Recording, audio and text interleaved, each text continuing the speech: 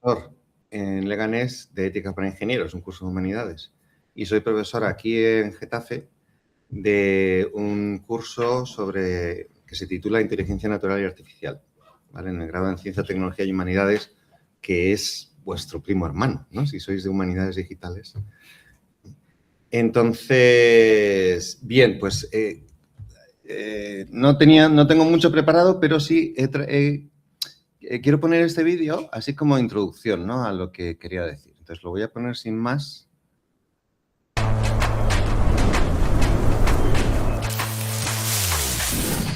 Wilderness is not a luxury. It's in our veins.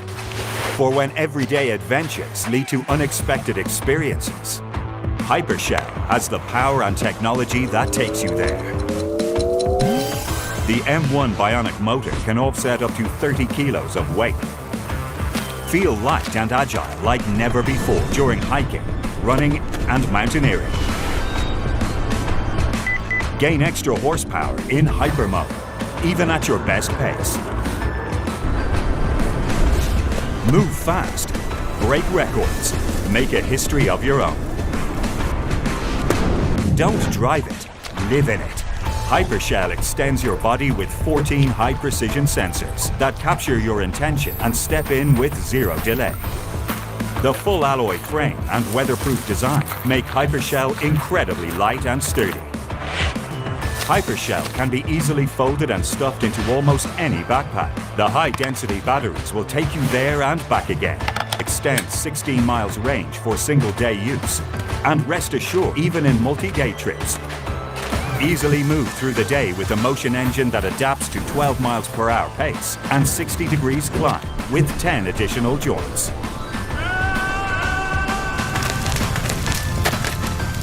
Life's short. Step further with Hypershell.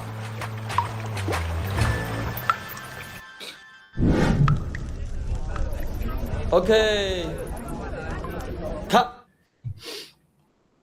Vale. Entonces igual os... Voy a cerrar esto directamente. Vale. Entonces igual os preguntáis, ¿y qué tiene que ver esto con la jornada de hoy? No sé si veis la analogía que yo tengo en mi cabeza. Lo que yo quiero provocar es la pregunta o la reflexión sobre cuál es el papel de las herramientas en general, los instrumentos, en particular herramientas de inteligencia artificial, en el aprendizaje. Es decir, en el fondo es una pregunta muy fundamental. ¿Cuál es el objetivo de la educación? ¿O para qué los estudiantes están en la universidad o en cualquier otro proceso formativo? Si se trata de conseguir algo, o sea, un producto, llegar a la cima de esta montaña, como en la persona que lleva ahí esta máquina, ¿no?, que le ayuda a llegar más rápido a la cima de la montaña, o si el resultado del proceso de aprendizaje es uno mismo, no la meta que tiene que alcanzar, sino uno mismo, el crecimiento personal.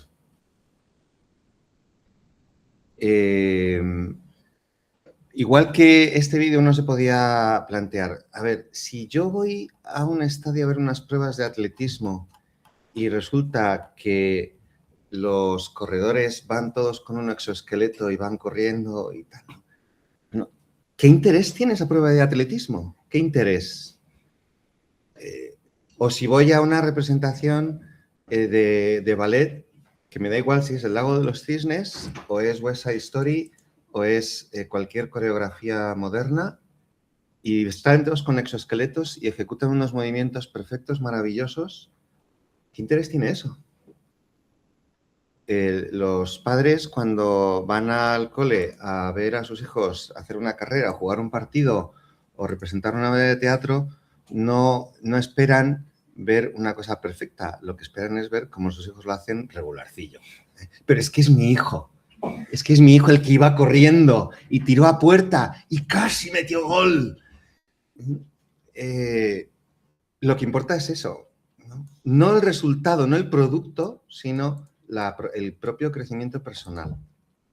Entonces, el gran peligro que veo yo de la invasión, no el uso, ¿no? La invasión de las herramientas de inteligencia artificial en la educación es que tanto alumnos como profesores también pensemos que el objetivo de la educación es conseguir determinados resultados. Yo creo que eso es una herencia de un sistema educativo que tenemos heredado que ha estado muy focalizado en eso, en conseguir, de alguna manera, en programar a los estudiantes, en fabricar estudiantes. Carlos Antiustea en su primera conferencia hablaba un poco de eso, ¿no? De la transición, ¿no? De la educación clásica a la educación en la era industrial y postindustrial. Conseguir fabricar personas para que sean capaces de desempeñar determinadas tareas. Y el crecimiento de la persona, su maduración, queda como en segundo plano, eso importa menos, ¿no? Entonces, pues yo creo que si no recuperamos eso, mal vamos, y lo tenemos que recuperar tanto profesores como alumnos, ¿no? Para salir de aquí. A los alumnos de informática, yo les digo, porque claro, la inteligencia artificial y los generadores de texto y los grandes modelos de lenguaje no solo sirven para hacer ensayos sobre la vida y milagros de quien sea, ¿no? De quien sea que estudiéis en vuestro grado de humanidades digitales, ¿no? O lo que sea, ¿no? También sirven para programar. Bueno, sirven. Producen código. Eso tiene unos riesgos enormes. Y no solo código, sino cosas incluso más complicadas, ¿no? Que no voy a detenerme en eso, ¿no? Diagramas, o sea, cosas que no son exactamente texto, ¿no? Porque el código al final es texto, ¿no? Pero incluso diagramas, ¿no? Te hacen dibujitos, ¿no? Con inteligencia artificial generativa. Y yo les digo, si tú no aprendes a hacer algo que la inteligencia artificial no puede hacer, te vas a quedar sin trabajo. Si tú te acostumbras a usar una herramienta para que haga tu trabajo y tú no aprendes realmente, sino que utilizas ese exoesqueleto para alcanzar la meta que te ha marcado el profesor, estás malgastando tu tiempo. Y te vas a quedar, no vas a encontrar un sitio donde trabajar, porque nadie te va a querer.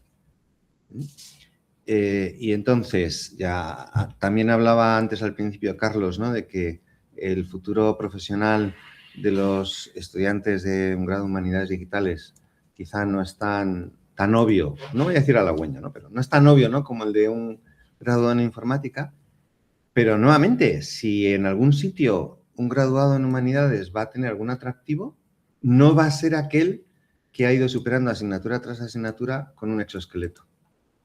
No va a ser, ¿no? Sino va a ser, o sea, si es atractivo es porque puede aportar ideas, porque, en fin, las cosas, ¿no? Que vuestro carácter peculiar, ¿no? Y después de esta introducción con un texto, se podría decir, o con una presentación muy moderna, porque esto, el Hypercell el exoesqueleto para llegar más rápido a la cumbre, y en cierto modo disfrutar, pues igual sí, ¿no? Igual pues también se puede disfrutar de otra manera, ¿no? Del campo, ¿no? Pero quiero terminar mi breve intervención inicial leyendo un texto un poquito más antiguo. A ver, el texto original es en inglés, pero no lo voy a leer en inglés, ¿no? Lo voy a leer en una traducción al español, que es la traducción que he encontrado, que es malilla, la traducción es un poco enrevesada, pero lo voy a leer. Todos los falsificadores de la Tierra no son nada comparados con los que cometen falsificaciones consigo mismos. Y con tales falsedades conseguí engañarme. Es muy comprensible que yo pudiera aceptar, sin darme cuenta, media corona falsa que me diese cualquier persona. Pero que conociendo la ilegitimidad de las mismas monedas que yo fabricaba, las aceptase, sin embargo, como buenas. Cualquier desconocido amable, con pretexto de doblar mejor mis billetes de banco, podría escamoteármelos y darme en cambio papeles en blanco. Pero ¿qué era eso comparado conmigo mismo cuando doblaba mis propios papeles en blanco y me los hacía pasar ante mis propios ojos como si fueran billetes legítimos, ¿no? O sea, está hablando del autoengaño, ¿no? O sea, es comprensible que me puedan engañar, somos vulnerables al engaño, pero ¿creerse uno sus propias mentiras?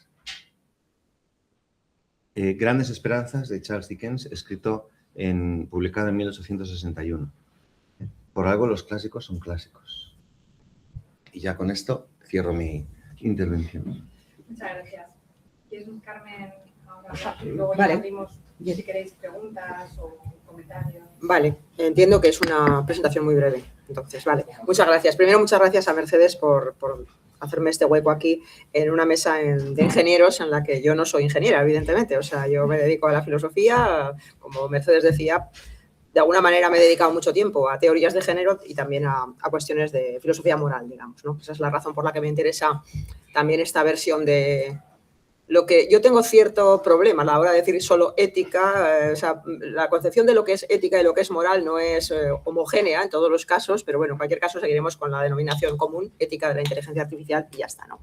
Entonces, bueno, a mí, dada el título de esta jornada, lo primero que me planteaba es ¿qué tipo de gobernanza o de qué estamos hablando cuando hablamos de gobernanza en este tipo de contexto? Porque de una manera naif, ¿verdad? La gobernanza parece que está pensada como tipo de protocolos o de normas, etcétera, que se pueden implementar en sistemas humanos, en los que intervienen humanos.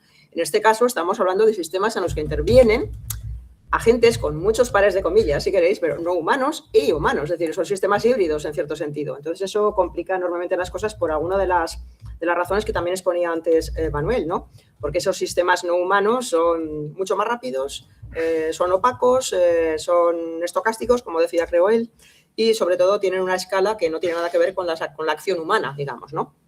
Entonces, se hace muy difícil, digamos, en esa complejidad cómo pensar eso de la gobernabilidad, ¿no? A no ser que estemos pensando cosas un poco más básicas, como qué hacer con la evaluación continua cuando nuestros estudiantes utilizan Gemini para hacer sus trabajos. Eso, creo que no es eso de lo que estamos hablando normalmente, ¿no? O sí. En cualquier caso, evidentemente, la noción de gobernanza tiene su sentido en tanto en cuanto el problema que tenemos parece ser, o al menos la percepción que se puede tener, es que la inteligencia artificial puede ser dañina, puede ser lesiva. O sea, todo está encaminado a pensar en cómo no nos va a hacer daño la inteligencia artificial, ¿no? Y claro, ¿cómo no nos va a hacer daño? Sabemos que hay muchas maneras en las que nos puede hacer daño, ciertamente, y el concepto de hacer daño también es complicado, por lo que diré a continuación, pero en fin. Pero hay dos que a mí se me antojan así, a bote pronto, bastante obvias, y una es generar confusión y generar, sobre todo, suplantaciones. O sea, bueno, confusión y suplantaciones no son homogéneas ni son dos términos que sean coextensivos, pero bueno, son dos términos que tienen puntos de contacto, ¿no?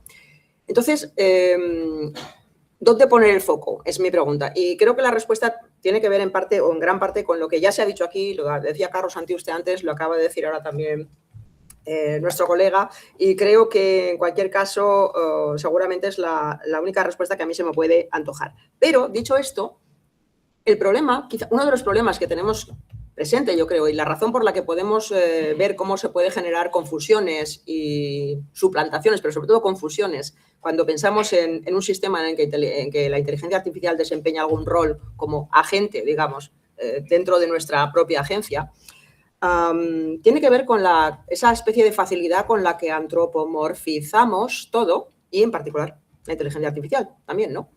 Es verdad que los seres humanos tendemos a verlo todo desde nuestra perspectiva humana, somos el centro del universo, somos el sujeto, y antes también aparecía esa relación sujeto-objeto en la charla de Manuel, y bueno, como tal, todo lo que vemos en nuestro entorno y que nos parece que de alguna manera se parece a nosotros, lo acabamos antropomorfizando, y es lo que hemos hecho con la IA, ¿no? Entonces, tenía razón Carlos cuando dice que en parte darle el nombre de inteligencia a eso es lo que nos facilita la antropomorfización. Pero eso es un problema tremendo. Es un problema tremendo porque nos puede llevar a exigir responsabilidades a un sistema que realmente es un sistema que no puede tener responsabilidades por razones obvias, porque es un sistema no solamente artificial o menos artificial, como decía antes Carlos, ¿no? Sino que es un sistema que no tiene las condiciones necesarias para poderle imputar algún tipo de responsabilidad en cualquier acción de cualquier tipo, ¿no? Y sobre todo porque nos permite pensar en unos términos, son los términos que creo, si no estoy confundida, que se llevan utilizando ya bastante tiempo y se siguen utilizando respecto a la confiabilidad de la inteligencia artificial. O sea, la ética de la inteligencia artificial parece que muchas veces está dirigida a pensar en cómo convertir, una tecnología avanzada en una tecnología que sea confiable. Entonces, yo recuerdo el título de un artículo que creo que era del año 2018, o sea que ya tiene unos pocos de años, ¿verdad? El autor creo que se llamaba Ryan, y el título era extraordinariamente llamativo, por eso lo recuerdo. Era In AI we trust. O sea, confiamos en la inteligencia artificial. Esto recuerda el In God we trust, ¿verdad? Que se usan los billetes de dólar, por ejemplo. Claro, ¿por qué podemos, al margen de lo chistoso que pueda tener el título, por qué podemos pensar en términos de confianza respecto de la inteligencia artificial? Y de nuevo, en algunos pensadores un poco más finos, digamos, que yo seguramente y que otros pensadores también, nos han llevado a hacer una distinción más o menos levemente analítica, digamos, entre dos formas de pensar la confiabilidad o la confianza. En inglés es más fácil, seguramente, de detectar la diferencia que en castellano, porque en inglés hay dos términos, trust, por una parte, y reliability, por otra, que no significan lo mismo, aunque están conectados. En castellano podríamos decir confiar, por una parte, y convertir algo en confiable. Ya sé que no es demasiado sutil, ¿verdad? Entonces, ¿qué significa esto de confiar? ¿O en qué confiamos? No en la AI o en la inteligencia artificial necesariamente. ¿En qué confiamos? ¿En quién confiamos? Sería la pregunta correcta, ¿no? Confiamos en alguien que normalmente tiene condiciones o que al menos tiene propiedades que se parecen a las nuestras. Se suele decir, por ejemplo, que nosotros confiamos sobre la base de una percepción de la empatía. Yo no estoy segura de que la empatía sea el concepto más central cuando estamos hablando de confianza, porque para mí confianza, la trust, digamos, la confianza significa que cuando yo voy a tomar el autobús para irme a Plaza Elíptica, pues doy por hecho que el conductor sabe conducir, que no ha tomado sustancias tóxicas, ¿verdad? Y que me va a llevar a Plaza Elíptica. Y eso lo doy por hecho no porque tenga especial empatía respecto a esa persona o considere que es empático respecto de mí, sino por defecto. Es decir, la confianza en ese sentido para mí no es más que una apuesta a ciegas directamente. Frente a eso, la reliability, es decir, la confiabilidad de algo, no creo yo que se aplique con la misma facilidad a un ser humano, por ejemplo, aunque también se podría. Es decir, yo considero confiable un sistema o un objeto, por ejemplo, el ordenador personal, en la medida en que reiteradamente da muestras de que cuando yo le doy al botón de encendido se enciende y funciona como tiene que funcionar. Es decir, hay un elemento que no es a priorístico, como pasa en la confianza, en el trust, ¿verdad? Sino que es el efecto de la experiencia acumulada. Y en ese sentido, algunos objetos me parecen confiables y otros no. En el caso de la inteligencia artificial, ¿qué es lo que deberíamos pensar? O sea, deberíamos pensar en términos de esa confianza que tiene que ver con la empatía y con la apuesta ciega que decía yo antes, o más bien en los términos de algo que es confiable porque da muestras de manera más o menos coherente, ¿verdad? Y constante de que se puede confiar en ella. Es decir, cuando yo pregunto a Gemini en qué año murió Sócrates y me dice en el 456, digo, no. Entonces ya me parece menos confiable que si me dice 399 a.C., ¿no? Entonces, evidentemente, ¿de qué estamos hablando cuando hablamos de una AI o una inteligencia artificial que sea confiable? Y cuando hacemos una ética de la inteligencia artificial centrada más o menos en ese tipo de concepto. Pues probablemente mi sospecha es que estamos utilizando una terminología que ni siquiera es coherente. O sea, que ni siquiera deberíamos utilizar esa terminología y no soy la única persona que dice esto, evidentemente. Hay algunos artículos, normalmente escritos por ingenieros, además, en los que se avisa de lo innecesario, digamos, de persistir en esta especie de empeño de convertir a la inteligencia artificial en algo que sea confiable. Pero, fundamentalmente, hay una especie de potencial confusión que se instala a partir de esos procesos de antropomorfización que decía yo antes y que tienen que ver con algo que decía también Manuel, por cierto, ¿no? Y es con la oposición entre lo neutral y la responsabilidad. Ya sé que son términos que no necesariamente casan bien, ni siquiera en una dicotomía compuesta, ¿no? Pensamos que la inteligencia artificial, como es una herramienta, es un instrumento, pues es tan neutral como estas llaves. Estas llaves, evidentemente, no plantean problemas éticos de ningún tipo porque son neutrales.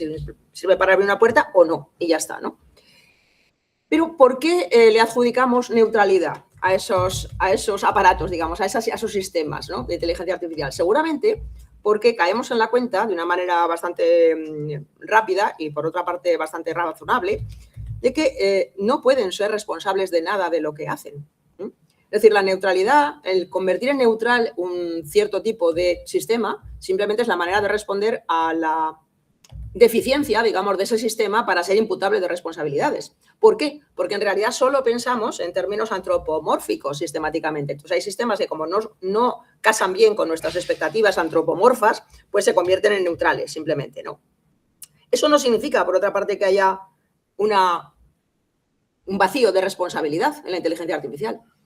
El problema, y ahí voy a lo que decía Gonzalo antes y también algo de lo que decía Carlos, quizá, el problema es que quizá hay que modificar un poco, cambiar el foco de atención, al menos a mí me parecería razonable. Cambiar el foco de atención y convertir lo interesante no tanto a la inteligencia artificial per se. Hasta cierto punto, evidentemente, hay que imputar o completamente hay que imputar responsabilidades a los desarrolladores, digamos, pero no podemos quedarnos con eso. Los mayores responsables probablemente somos los usuarios. No porque seamos los que vamos a educar o reeducar a la inteligencia artificial, que también es el caso, ¿no? Sino porque somos aquellos que debemos tener la suficiente capacidad crítica, habría que decir aquí, para tomar partido respecto de lo que la inteligencia artificial nos va proporcionando. Claro, si pensamos solamente en el ChatGPT o en Gemini, pues aún así ya hay problemas serios, o sea, problemas serios de confusión de un chat con un ser humano, de usarlo como un consejero espiritual, digamos, un consejero sentimental, y sabemos que eso se hace, ¿no? Un consejero psicológico. Eso ya es un problema, creo. Es un problema que nos llevaría a pensar en los términos de algo así como el síndrome de Don Quijote, ¿no? Que es confundir la realidad con la ficción o, más que la realidad con la ficción, algo que es artificial y que, por lo tanto, no tiene capacidad de respuesta como un ser humano con algo que sí tiene capacidad de respuesta como un ser humano. Es algo que tiene empatía, por ejemplo, cuando obviamente la inteligencia artificial carece de empatía. Eso por una parte. Y por otra parte, claro, ¿cómo nos convertimos en críticos, ¿no? Y ahí vamos a lo de siempre. Hay que establecer fórmulas pedagógicas que sean adecuadas, quizá no las mismas fórmulas pedagógicas que eran adecuadas hace 100 años o hace 50 o hace incluso 25 años o menos años incluso, ¿no? Quizá hay que implementar otras fórmulas distintas, pero desde luego hay que hacerlo, porque esa creo que es la obligación de quienes estamos, de una u otra manera, estamos en esa especie de conjunto de individuos que se supone que tenemos algún tipo de capacidad de influencia en términos más o menos doctrinales, pero no solo. Pero esa idea del acompañamiento que señalaba Carlos al principio, a mí me parecía muy bonita, ¿no? O sea, no se trata solamente de que uno, intente imbuir en un conjunto de estudiantes o de gente joven ciertas ideas de lo que pensaba Platón acerca del conocimiento, que, bueno, tampoco está mal, ¿verdad? Pero no es lo más importante, porque eso ya lo podemos aprender en otros lugares. Lo importante es como suscitar algún tipo de interés, esa especie de, que por cierto Platón enseñó muy bien también, esa especie de sensación de que sabemos cosas pero nos falta algo y hace falta seguir, ¿no? Ahí está, digamos, el origen del pensamiento crítico, creo, ¿no?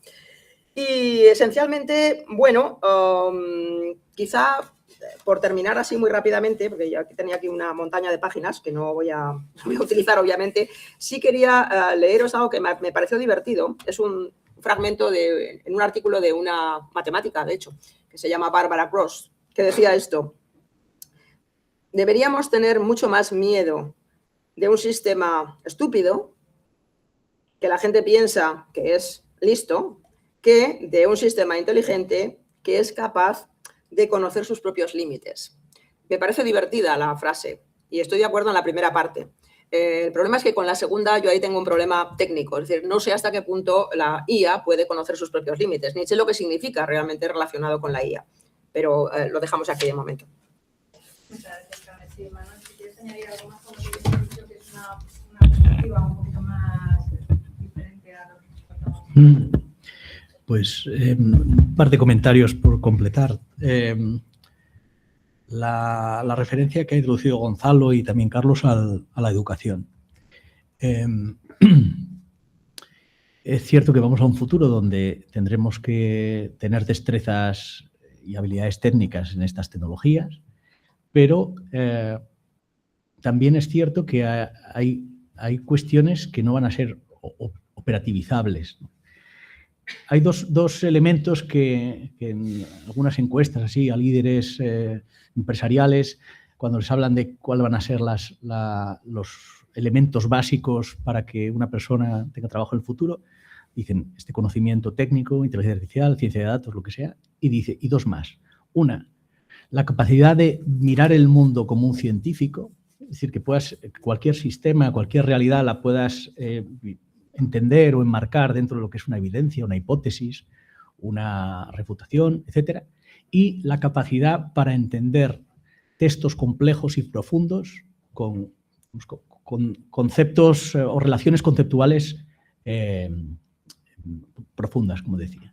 Y estas dos habilidades o estas dos capacidades no van a ser replicables por la gestión de datos masivos, etc. Estructuración, digamos, matemática o analítica de la realidad y comprensión de ideas complejas, sofisticadas y profundas.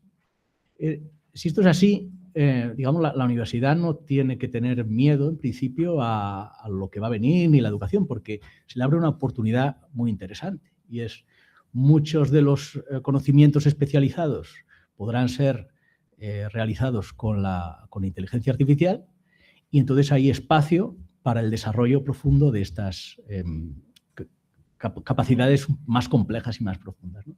Y además la universidad es la única institución, digamos, no es un laboratorio científico, no es una academia, es la única institución que tiene en sí misma todos los conocimientos como para poder hacer hibridación entre ellos, ¿no? Yo soy un gran defensor de la interdisciplinaridad. Hay muchos términos, pluridisciplinaridad, multi, inter, pero la idea de interdisciplinaridad es que de alguna forma hay, llaman polarización cruzada, ¿no? O sea, es que es capaz de comprender los marcos mentales de otra disciplina, sus metodologías, sus formas de acercarse al mundo, y es capaz de mezclarlas con las tuyas y avanzar en el conocimiento, la comprensión, ¿no? La interdisciplinaridad no es un rasgo típico en general de la universidad, pero menos de la Universidad Española.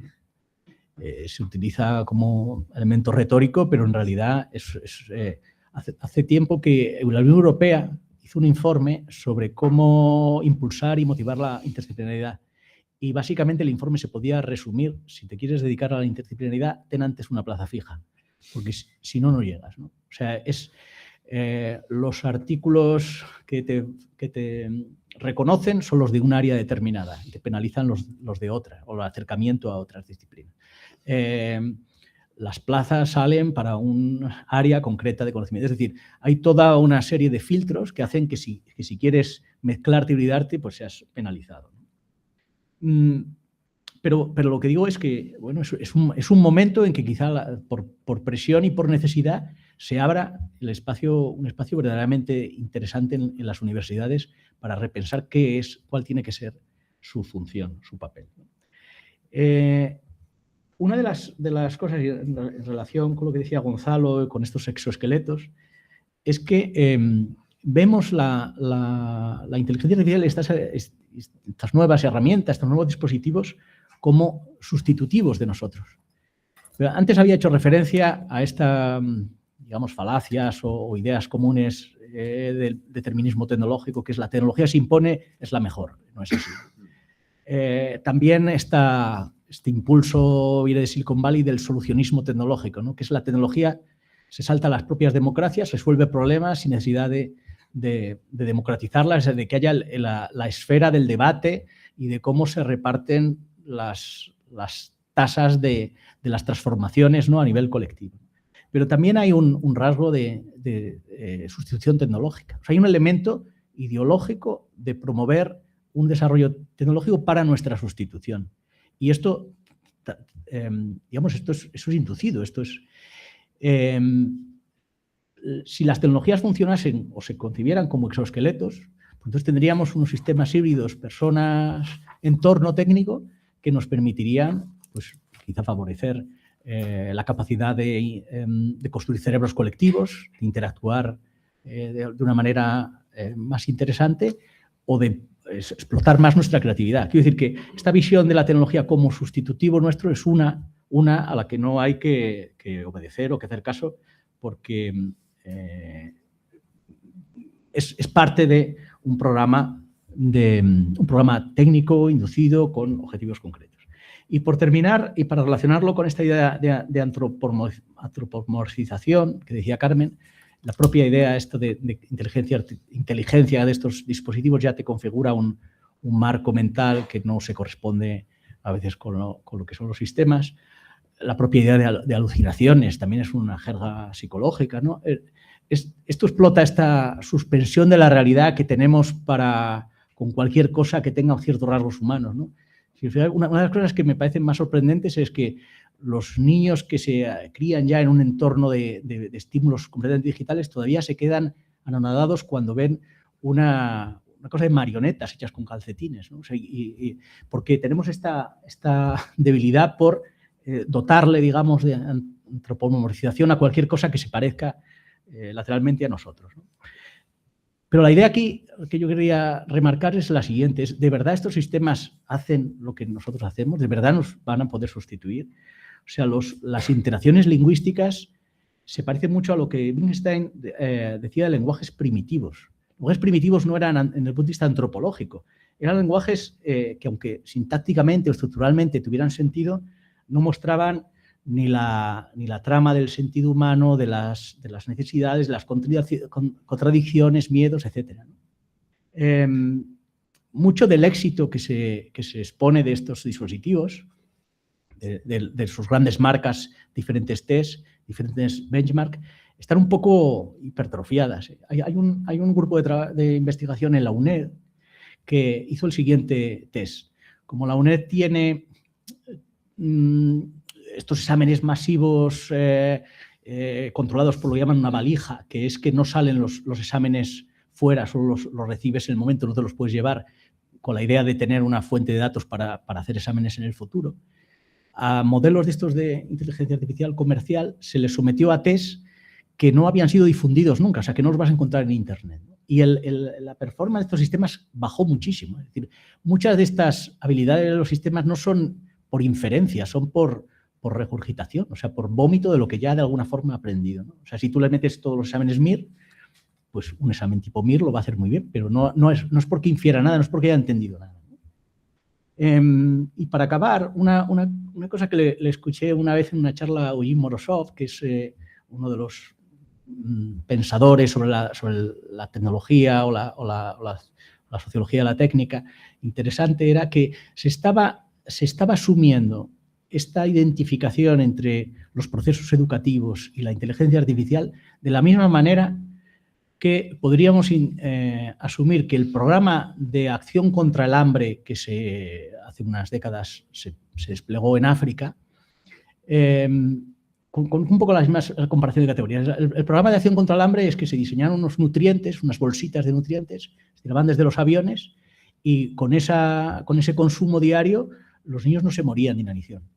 Pero que a eso le llamemos comida, hay un salto bastante importante, ¿no? Pues la comida es astronomía, es cultura culinaria, es cuidados, es socialización. Entonces, esta idea de terminar nosotros acercándonos o asemejándonos a esto que llamamos inteligencia de las máquinas, pues puede ser un error de concepto de perspectiva. Y aquí lo quedo. Muchas gracias. Gracias. Vamos a abrir ahora un espacio de preguntas, la otra media hora que nos queda para los tres. A mí me doy la primera pregunta. Me resulta muy interesante todo lo que habéis dicho, sobre todo la parte que es la que a mí más me interpela de la intencionalidad y la de responsabilidad. Yo pienso que cuando nosotros nos relacionamos con cualquier chatbot o con lo que llamamos inteligencia artificial, claro, muchas veces como usuarios estamos pidiendo consejos que van a marcar decisiones que nosotros tomamos en la vida. Por ejemplo, si le decimos, hazme la declaración de la renta de este año o tengo que marcar esta casilla o esta otra, ¿qué es lo que hago con la hipoteca? Invierto aquí dinero. O sea, mucha gente está actuando en ese sentido. las respuestas que ofrecen no las tomamos como si le preguntáramos a una calculadora o a cualquier otro artefacto, sino que le estamos otorgando una autoridad, una fiabilidad a esos sistemas artificiales que nos están diciendo cómo comportarnos. O sea, que va mucho con la línea del proyecto, ¿no? La agencia que nosotros tenemos como sujetos está mediada también por lo que nos dice la otra persona, y en este caso no es una persona, es una inteligencia artificial cuando nosotros tomamos nuestras decisiones para actuar. Entonces, aquí hay un problema de ver a quién otorgamos esa responsabilidad de los actos. Porque, claro, yo no puedo decir, no, yo he hecho esto porque me lo ha dicho la inteligencia artificial. Pero hay gente que se ha suicidado por la inteligencia artificial. Entonces, cuando la persona que ha llevado el acto ha sido incitada a hacerlo por una inteligencia artificial, no podemos culpar solo a esa persona o señalar solo a esa persona como responsable de sus actos, sino a quién más, o sea, ¿a quién más culpamos? Porque cuando hablamos de que hay una intención detrás de estas tecnologías o hablamos de una responsabilidad ética, no me termina de quedar claro si es como usuario nos tenemos que hacer cargos no solamente de lo que nosotros hacemos, sino también de la respuesta que nos está dando este cacharro al que yo le estoy preguntando, porque tengo que ser consciente ante todo de que es una máquina y que no estoy hablando con el conocimiento del mundo puesto a mi disposición para que me dé respuestas. Entonces, como usuarios, a mí me parece que estamos como muy perdidos en el limbo de todos los poderes que están manejando todo este asunto, ¿no? Por un lado las empresas, por otro lado las instituciones, y nosotros estamos ahí un poco que no sabemos cómo actuar en ese sentido. Y por eso depende de cada persona que le dé un valor o le dé otro, o que sea consciente de con quién está interactuando. Entonces, aquí claramente también falta, desde mi perspectiva por lo menos, un apartado muy importante de educación. Igual que hemos educado en teoría de género, por ejemplo, tendríamos que educar también a utilizar este tipo de tecnologías y explicar qué es lo que podemos encontrar en estas tecnologías y cómo pueden ser eficientes y útiles en un futuro, ¿no? Entonces, bueno, veis que he mezclado muchas ideas aquí, pero me falta, o sea, todo esto que hemos visto, que me parece muy interesante, y creo que también ellos como estudiantes podrían ir en esa línea, ¿no? De, vale, pero esto, ¿a dónde nos deja a nosotros? Como usuarios, como individuos, ¿no? De qué manera nos interpela, nos obliga a actuar incluso en algunos sentidos, o podemos directamente dejarlo atrás y dejar esto. O sea, realmente podríamos decir, no, yo de esto no quiero saber nada y tirar, no sé. Es un poco mi pregunta para los tres, o el que quiera responder. Gracias. Pues, sí, prácticamente lo has dicho tú.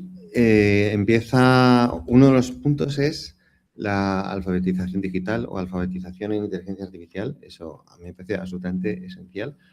Hay que desmitificar la inteligencia artificial, hay que desmitificar la tecnología. Y yo creo que eso se puede hacer. No es imposible. No hace falta ser ingeniero ni saber muchísimas matemáticas para entender que ahí no hay nada mágico o esencialmente incomprensible. Yo digo muchas veces que si yo abro el capó de mi coche, yo lo único que soy capaz de hacer es rellenar el depósito del agua para limpiar parabrisas. Y hace 20 años era capaz incluso de añadir aceite, ahora ya no, ni siquiera eso, ¿no? Pero no se me ocurre pensar que hay ningún duende ahí, o que esto es magia, o que no se me ocurre pensarlo, ¿no? Entonces yo tengo unos ciertos principios, mecánica, sería absolutamente incapaz de construir un vehículo de combustión interna. Yo soy ingeniero de telecomunicación, sería absolutamente incapaz de construir una calculadora, ¿no? Pero nadie me viene con una milonga de decir, no, esto es magia. No. Yo sé los principios en los que está construida una calculadora. Bueno, yo creo que eso está al alcance de cualquier persona. No es exclusivo, no es un conocimiento técnico especializado que sea para pocas personas. Dicho esto, si yo voy por el campo y hay un cable suelto por ahí y un cartel al lado que dice cuidado, cable de alta tensión, no me refiero a una torre aislada, sino un cable que está tirado en el suelo y un cartel que dice no lo toque, que aquí hay muchos voltios y se va a usted a morir, ¿no?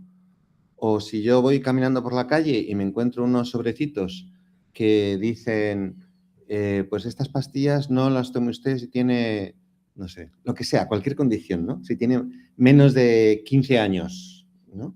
Pero están por todas partes, ¿no? ¿Vale? Sí, está informado, tú puedes decir que hay una responsabilidad del usuario, pero no se nos ocurre pensar que solo es, o sea, quiero decir, mano dura y muy dura con los proveedores de esos sistemas. Mano muy dura, no se puede tolerar que, por muy informado, supuestamente informado que esté, no se puede tolerar que se repartan sobrecitos de no se sabe muy bien qué sustancia o que haya cables sueltos por el campo que pueden matar a la gente. Es intolerable, ¿no? Entonces, pues yo análogamente creo que hay que aplicar lo mismo, mano dura.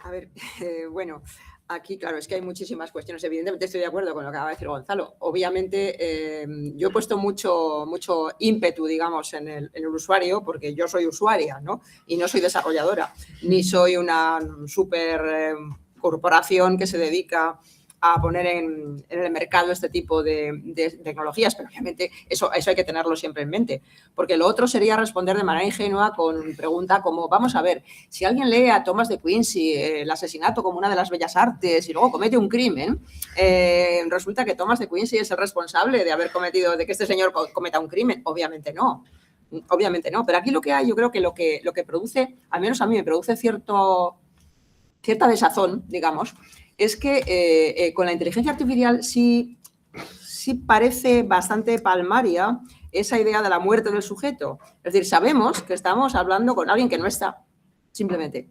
Eso es súper deconstructivo y esto nos llevaría para un curso entero monográfico, pero no es el caso, ¿no? Pero evidentemente el hecho de que sabemos perfectamente que estamos hablando con alguien que no está ahí, que no es un alien, quiero decir, es un poco como la llamada de atención que mencionaba antes también Gonzalo, o la llamada de atención que vemos muchas veces. Es decir, vamos a ver, tenga usted cuidado porque este medicamento no es apto para diabéticos. Entonces, claro, si uno es diabético, debería no tomar ese medicamento. ¿Eso significa que las farmacéuticas no deban producir ese medicamento? Pues ahí yo no lo sé. Depende. El problema es que, claro, el abismo en el que nos coloca, que de hecho es un abismo en el que a mí me hizo gracia cuando lo vi hace mucho tiempo, por casualidad, un libro de los años 50, o sea, hace un montón de años, más de 70 años, en el que yo creo que era un ingeniero, el autor, decía algo así como el bien y el mal están llamando a nuestra puerta. Claro, el bien y el mal están llamando a nuestra puerta se refería precisamente a algo que se preveía como lo que ha sido el desarrollo de la inteligencia artificial, ¿no? O sea, el desarrollo tecnológico a lo grande, digamos, ¿no? Entonces, claro, eso nos coloca ante un abismo en el que es muy difícil decir nada que no sean lugares comunes, al menos para mí, quiero decir, que no soy tecnóloga, ¿no? Pero yo sigo haciendo hincapié, y creo que tú también lo hacías de alguna manera, en la necesidad, y lo decía Gonzalo, la necesidad de la educación. Es decir, tenemos que saber responder debidamente a algo que puede ser una amenaza para nosotros. O sea, claro, si yo estoy dispuesta a aceptar que el ChatGPT me diga cómo tengo que comportarme con mis hijos o con mi pareja, pues quizá, no sé, igual ChatGPT debería tener una advertencia también, no sé, una calavera con dos tibias cruzadas o lo que sea, decir, cuidado, no pregunte usted por asuntos sentimentales o por la educación de los hijos. Puede ser, ¿no? Pero en realidad, aun con eso, podría darse el caso de que alguien, precisamente por morbo, ¿verdad?, hiciera con más ímpetu ese tipo de cuestiones, plantear ese tipo de cuestiones. Entonces lo tenemos muy complicado. Hay que educar bien. O sea, los jóvenes ya son nativos digitales, ya no tienen, creo, muchos problemas, más o menos. Los que somos no jóvenes podemos tener algunos problemas más y en cualquier caso hay que educar a todo el mundo y hay que educar desde los niños. Tienen que saber lo que es eso. Tienen que saber que una calavera con dos tibias, ¿verdad?, en un sentido figurado, es una advertencia de peligro. Y que el peligro, bueno, pues los peligros se pueden sortear, se pueden evitar, o uno es muy lanzado y muy temerario puede lanzarse a aquello que es peligroso, pero eso bajo su responsabilidad en realidad. En gran parte, no solo, pero sí en gran parte, creo, ¿no? Pero bueno. Es que me da la sensación de que los únicos responsables finalmente somos nosotros. Que es la cosa... Somos los dañados, potencialmente. Los dañados los únicos responsables, pero claro. ¿quién asume responsabilidades sobre lo que está sucediendo? ¿No? Porque, para bien y para mal, ¿eh? O sea, que no sea sí. mal, sino que todas estas empresas no me da la sensación de que puedan hacerse responsable o hacerse cargo, sino que solamente están buscando añadir, tener más usuarios, tener más poder. Claro. O a lo mejor es una sensación, no sé, Manuel, no puede ser. Yo creo que las dos armas que tenemos han salido, ¿no? O sea, es la educación y la regulación.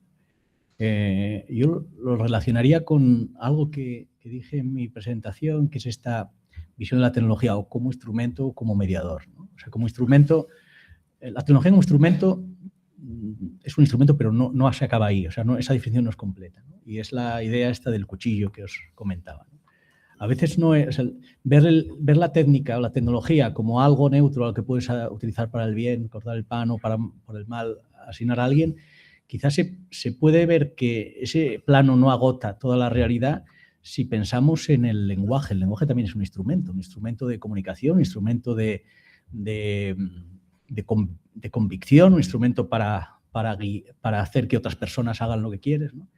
Y cuando hablamos del lenguaje, podemos hablar que el lenguaje, podemos hacer poesía o podemos insultar.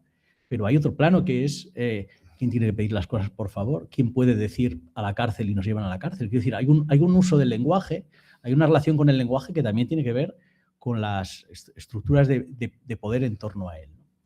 Entonces, la tecnología como mediador, eso que comentaba, que la tecnología como un elemento que nos abre mundos y nos cierra a otros. Y esos mundos que nos abre están llenos de affordance, de invitaciones, de invitaciones a actuar de una cierta manera, pues es así, hay que conocerlo, ¿no? Muchos de los mecanismos de adicción, por ejemplo, las redes sociales, están basados en experimentos de la psicología conductista de Skinner. Con las ratas de Skinner se veía que si los estímulos para las ratas vienen de maneras como muy aleatorias, las ratas se quedan como pegadas a presionar una pequeña manivela para conseguir comida, ¿no? Y sin embargo, si hay un patrón estructurado, hacen vida, cuando tienen hambre van a buscar comida, etc. Entonces, hay toda conocer que un dispositivos están diseñados para generar adicción, como las tragaperras, es el primer paso para relacionarnos con ellos. La diferencia fundamental que yo veo es que en el pasado las técnicas, las tecnologías, cuando aumentaban o replicaban nuestras capacidades, no nos suponían esta relación, digamos, de cercanía o de suspensión de realidad. O sea, cuando una grúa hace nuestro trabajo y replica nuestra fuerza, pero a más escala, nadie le dota a la grúa, le atribuye motivación. Cuando con un tren vamos más deprisa que como iríamos andando, tampoco, ¿no? Sin embargo, sí que cuando aparecen estas similitudes con paredes cognitivas tendemos a esta relación, ¿no? Yo lo que veo es que, por lo tanto, problema solución, educar, que como decía Gonzalo, o sea, que conozcas lo suficiente como para saber con qué te estás relacionando, y luego regular. Uno de los temas, por ejemplo, de la ley que ha habido ahora de regulación de redes sociales, que está ya aprobada en Europa, es que ha llegado 15 años después de las redes sociales, ¿no? Entonces, hay una década perdida de gente a la que se ha experimentado con ella y que en el futuro veremos que darle un móvil a un niño es como en el pasado darle tabaco. O sea, y ahora nos parece una aberración, ¿no? Entonces, es un problema de la regulación, es un problema de que llega tarde, pero llega muy tarde porque también estos procesos son mucho más acelerados que en el pasado, ¿no? Es que tenemos dispositivos que no hubieran pasado un test que le pedimos a las vacunas o a los vehículos. O sea, que ChatGPT se lance al mundo en una versión beta sin ningún control, eso no pasa con otros desarrollos técnicos o científicos, ¿no? Y yo creo que también tenemos un problema y es que llevamos poco tiempo. Es decir, una de las diferencias que yo veo con la ingeniería informática y, por ejemplo, la ingeniería industrial es que la historia de la ingeniería industrial hace que muchos de sus procedimientos, su ingeniería de requisitos, están ya impregnados de una cultura de evitar el impacto negativo en la sociedad. Es decir, las pruebas de carga, los puentes, lo que intentan es que el puente no se rompa y por tanto se despeñen los coches que pasen por encima. Hay toda unas formas de trabajo que tienen impregnadas esta evitación de riesgos, ¿no? En la ingeniería informática esto todavía es muy prematuro. Es decir, hay informáticos, hay desarrolladores trabajando sobre todo que no tienen conciencia del impacto.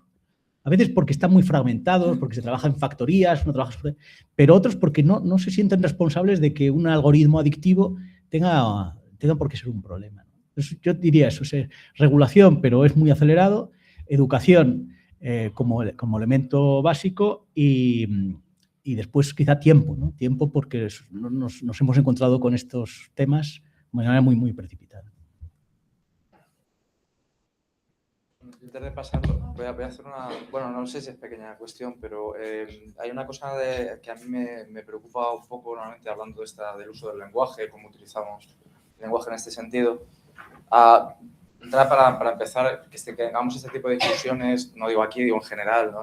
Es probablemente porque vivimos en sociedades democráticas. Es importante el uso de la palabra y cómo intentamos dialogar sobre estas cuestiones que probablemente nos afecten a todos. Entonces, a mí lo que me preocupa sobre este uso es el uso, por ejemplo, que se hace de la expresión democratizar, cuando hablamos muchas veces de tecnología, ¿no? Que se confunde acceso con democratizar algo, porque es como el lenguaje común es una expresión como común de decir, es que llega a mucha gente, pero es como decir que el agua potable está democratizada porque haya una tecnología que es el embotellado. Es igual de absurdo, pero no lo decimos, porque no tiene sentido. Entonces, la cuestión de fondo está en que muchas veces cuando estas compañías dicen, y muchas veces lo utilizamos nosotros de manera un poco gratuita, cuando decimos, es que así se ha democratizado el conocimiento, en realidad lo que estamos diciendo de manera implícita es que antes no lo era. O sea, antes de la aparición de esta tecnología, el conocimiento estaba en manos de unos pocos y los demás, pues entonces no podíamos acceder, pero ahora tenemos esa opción de acceder. El problema, para mí, está en que ya estamos significando lo anterior como autoritario, no democrático, lo que sea, y esta gente que ha permitido que esta tecnología la tengamos todos, pues ahora ha construido la democracia, que es el problema, ¿no? Antes no la había, pero ahora lo estoy construyendo porque ahora todos podéis acceder a esta democratización. Y claro, la pregunta o un poco la idea general es ¿qué podemos hacer contra este tipo de uso, voy a decir pernicioso, pero entenderme que igual no es una palabra adecuada, del lenguaje más allá de que nosotros, voy a decirlo, los que por ejemplo ahora somos docentes, podamos transmitirlo en clase, porque creo que el impacto que tenemos es muy poco, por no decir escaso. O sea, sí que habrá gente que tal vez nos escuche y diga, pues no lo voy a utilizar de otra manera, pero ¿qué podemos hacer un poco como sociedad precisamente democrática para evitar el uso pernicioso de la palabra democracia en cuestiones en las que la democracia no tiene nada que ver, ¿no? Por ejemplo. Bueno, eso era un poco la idea general que quería transmitir.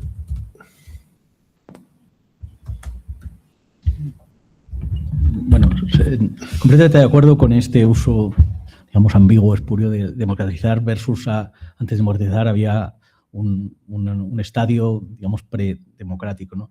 Y yo lo relaciono a veces, o sea, el término democratizar a veces yo creo que se usa en términos de politizar. Aunque cuando se usa politizar se utiliza con connotaciones a veces negativas. Hemos politizado un problema, a veces es algo negativo, ¿no? No, claro, democratizar o politizar un problema significa llevarlo al debate público. Es decir, que colectivamente se analicen cuáles son las oportunidades que se abren, los riesgos que se tienen y cómo se van a repartir. En la asunción de que colectivamente se decida por eso, ¿no? Entonces, pero es verdad que son palabras que están cargadas a veces de significantes distintos, ¿no? O sea, de significados distintos, ¿no? Pero sí, completamente de acuerdo con eso. Bueno, estaba ya, me parece, no sé si estaba quién estaba primero, no, por el caso.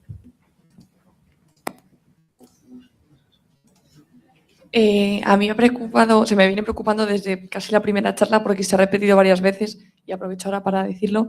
El problema que se comenta de que los ingenieros, las personas que desarrollan todo pues el tema de la inteligencia artificial, básicamente las personas que programan, que se ha mencionado varias veces que tiene un poco esta falta de visión a largo plazo de los de las consecuencias de esos avances, ¿no? Esos desarrollos, y una falta como de visión ética.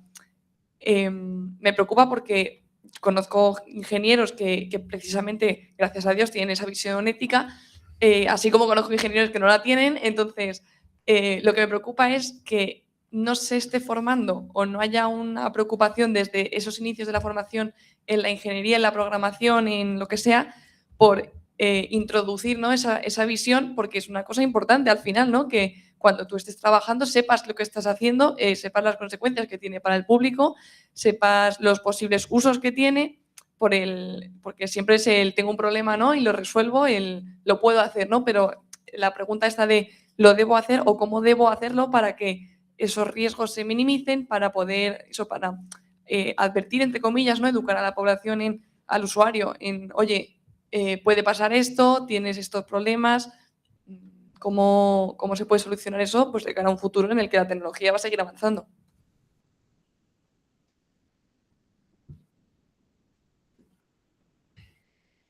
Bueno, yo quería preguntar, se ha tratado de un tema muy interesante ahora, que es el tema de la empatía y la inteligencia artificial. Claro, efectivamente, una inteligencia artificial es incapaz de tener empatía porque no deja de ser una máquina, no deja de ser una programación tecnológica que hace cálculos constantemente. Pero claro, como bien ha dicho Carmen, hay gente que consulta problemas personales a la IA. Entonces, mi pregunta es, ¿cómo hacen los programadores para que la IA parezca que tenga empatía? O sea, ¿qué mecanismos utilizan para hacer parecer que la IA tenga empatía y que, por tanto, las personas confíen en la IA porque ven que puede tener esa empatía? Y luego también en la charla anterior se ha mencionado que estas tecnologías también tienen unos sesgos, lo que se explicaba de las aplicaciones de citas, que se comprobaba que tenían sesgos volcados por los propios humanos. Entonces, también las inteligencias artificiales, las herramientas de inteligencia artificiales se nutren de las palabras de los usuarios. Entonces, ¿qué implicaciones éticas tiene pues que la IA pueda utilizar pues palabras relacionadas con las emociones de los usuarios y qué sesgos puede tener esto? Es la pregunta que quería hacer.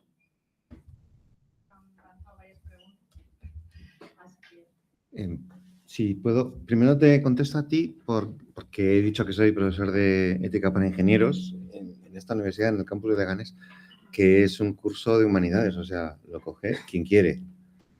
En algunos grados de ingeniería hay asignaturas de ética, pero no en todos.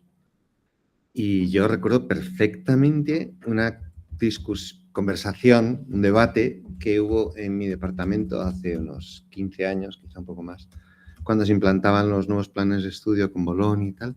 Y dije, bueno, igual es el momento de introducir una asignatura de ética en el grado de informática. Una persona dijo, ¿y qué asignatura quitamos? Sé perfectamente quién es esa persona. Pero bueno, ciencia e ingeniería de datos ya lo tiene, el máster de ingeniería informática lo tiene, el máster de inteligencia artificial aplicada lo tiene, y no voy a decirlas todas, ¿no? Porque tampoco tengo el catálogo, ¿no?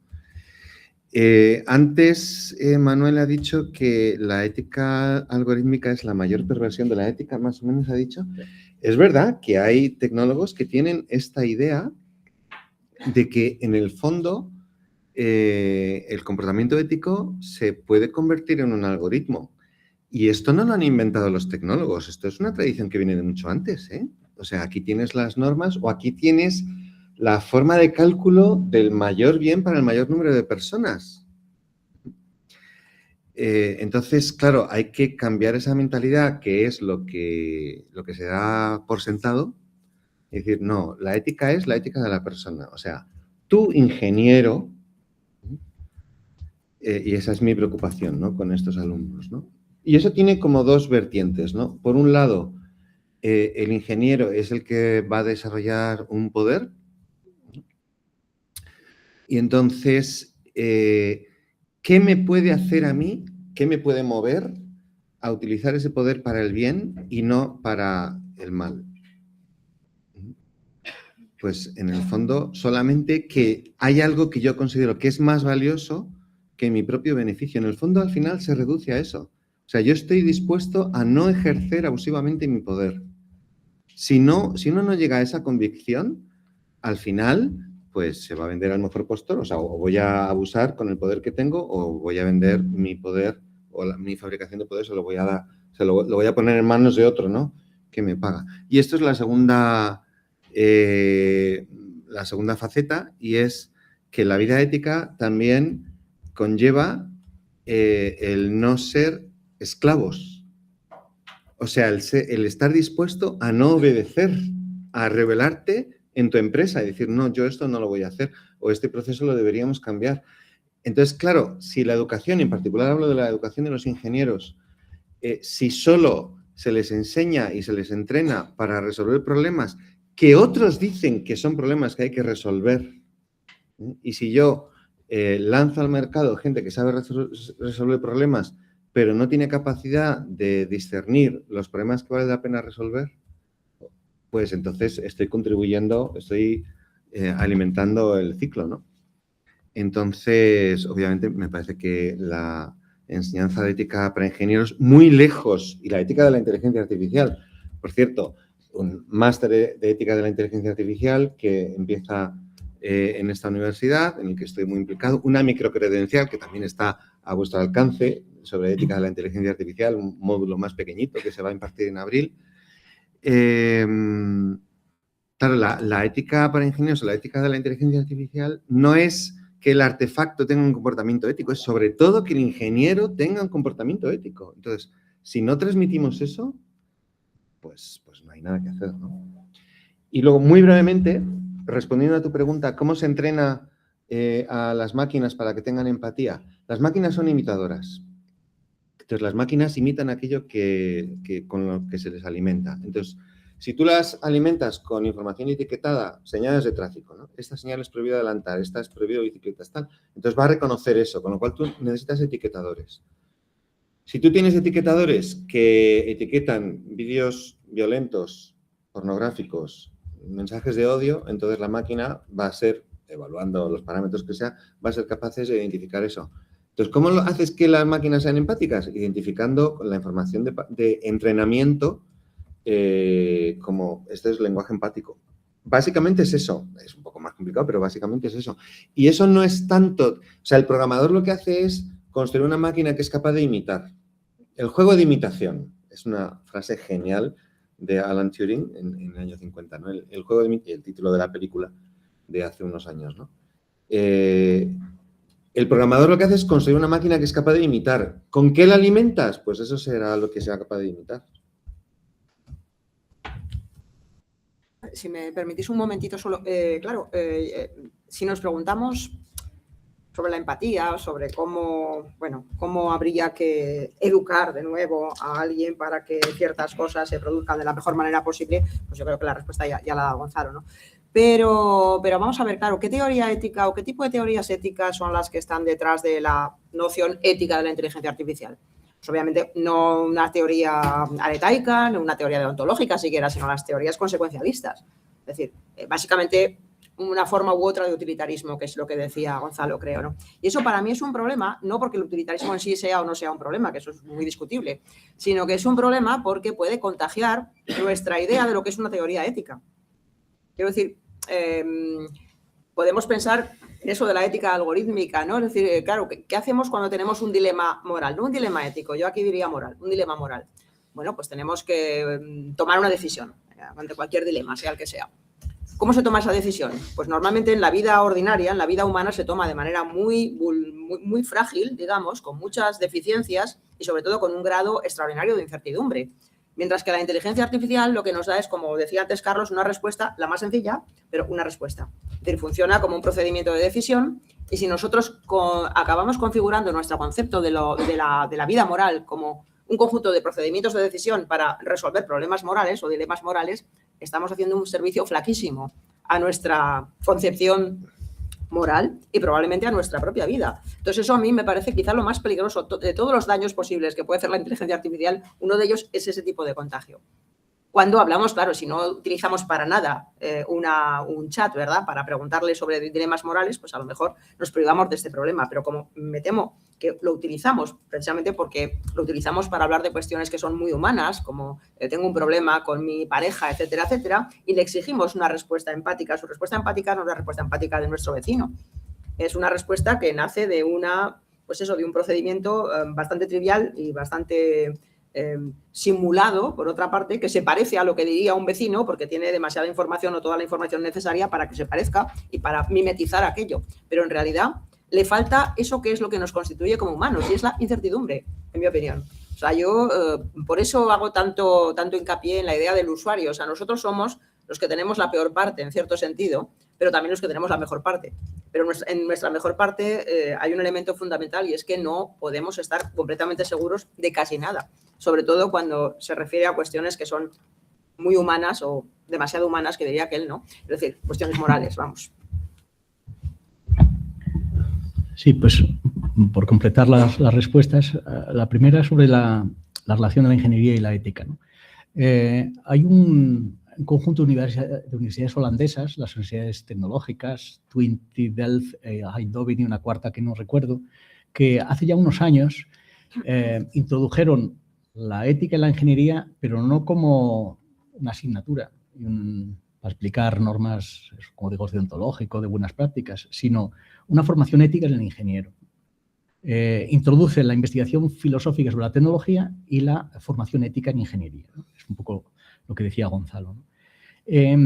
Esta idea de que las ciencias sociales humanas en proyectos, en concepciones científico-tecnológicas, vienen al final a poner el lazo estético, esto es un error, pero no lo ha conseguido ni la propia Comisión Europea en sus planes de investigación en los programas marco. O sea, cuando estableces grupos de investigación híbridos, te encuentras que todos estos análisis son ya en la última etapa, cuando ya tienes el producto y vas a ver cómo reacciona el usuario. O sea, la integración tiene que ser completa y tiene que estar desde el origen. Porque si no tenemos lo que también ha dicho Carmen, o sea, tenemos esta visión pragmatista, instrumental de la ética que es digamos, muy estrecha, ¿no?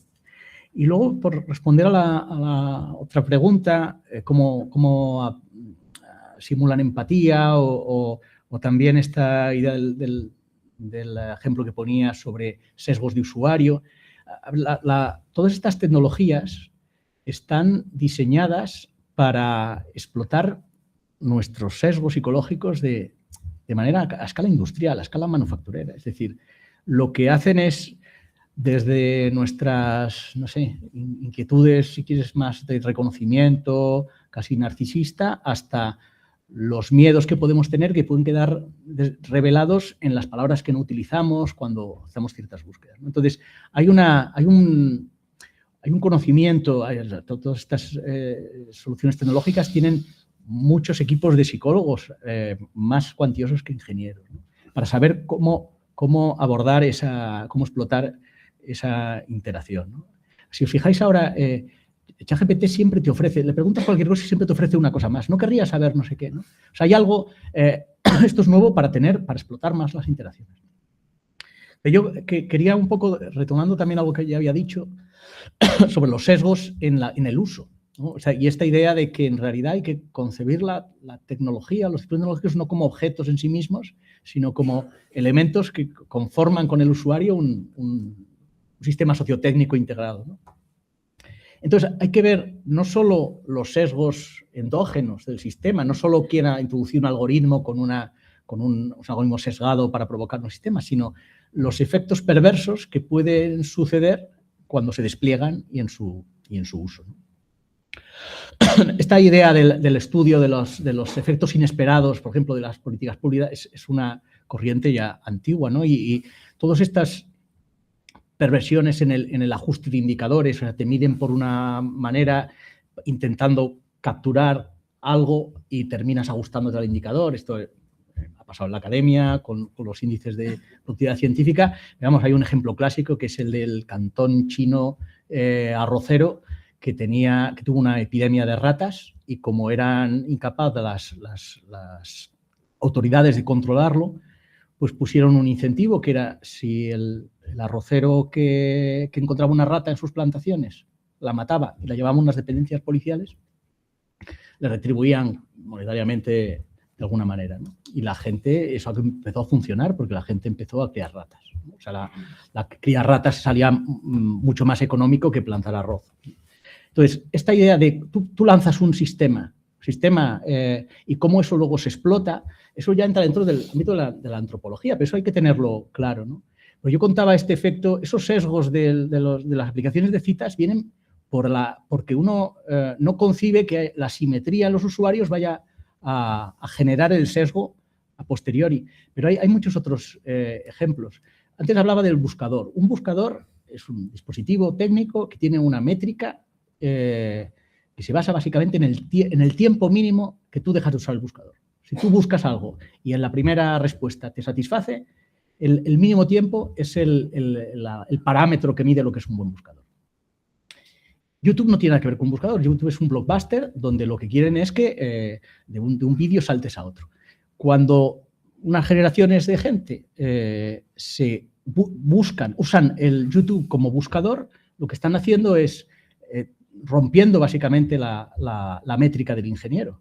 Porque en realidad lo que están haciendo es siendo demandados para seguir consumiendo, cuando en realidad la búsqueda debe ser todo lo contrario, ¿no? Pero esto es absolutamente inasumible por un ingeniero. Quiero decir, esto se plantea en equipos que tengan diferentes perspectivas, con formaciones distintas, o si no, vas a estar siempre como resuelves un problema que te genera otros y te encuentras a los otros como si fueran de manera espontánea, cuando los has inducido tú. Bueno, pues muchas gracias. Nos hemos pasado un poquillo de tiempo y sé que algunos tenéis prisa. Gracias a todos los ponentes y gracias a los asistentes por venir y porque ha salido tan bien esta mañana que hemos tenido de debate y de jornada. Así que un aplauso para todos.